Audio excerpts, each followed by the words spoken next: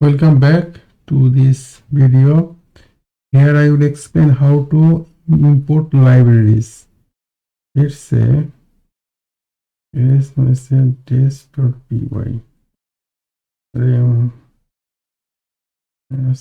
Test. Okay, at first I create a file touch test.python nano test. Okay, what I'm going to do? I'm going to do, let's say, number equal to 49. All right.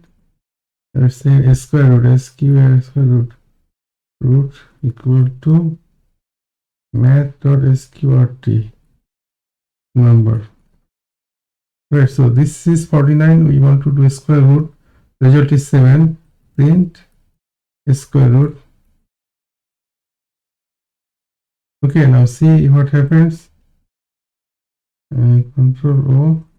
X Python 3 test.py.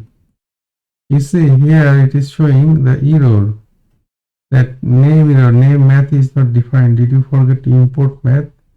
To do this type of work we need to import libraries test.py. So here we have to write beginning of the program import math.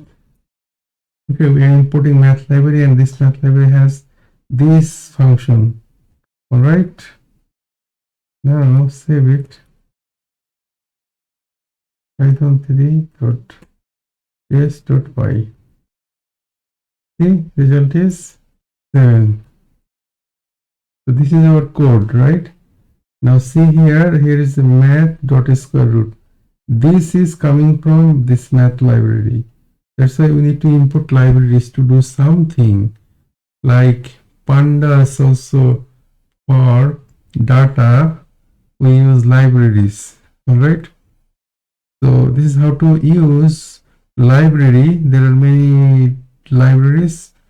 Based on our activities we will import particular library to work. Here we want to do a square root. To do this we need math, and it's why we are importing math. Right, the result is 7. 49 square root 7. Thank you very much.